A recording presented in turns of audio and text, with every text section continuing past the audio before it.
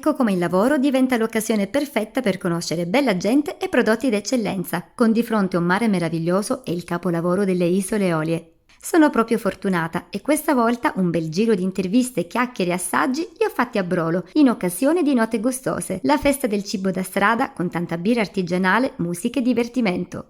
Ho conosciuto Alessandro con la sua magnifica focaccia, farcita con mortadella, stracciatella di bufala e pistacchio.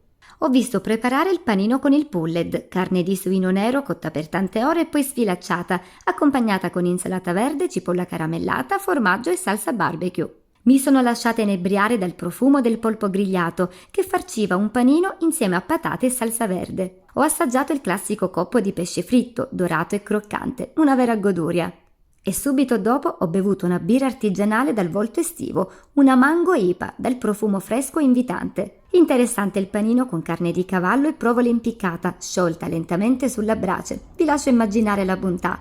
Mi ha emozionato un gruppo di giovani innamorati dei Nebrodi, delle tradizioni e delle tipiche ricette delle nonne, che presentavano tante specialità a base di verdure e salumi fritti in pastella. Poteva mica mancare il cannolo. Cos'altro dire? Beati noi che viviamo in Sicilia. E tu cosa avresti voluto assaggiare?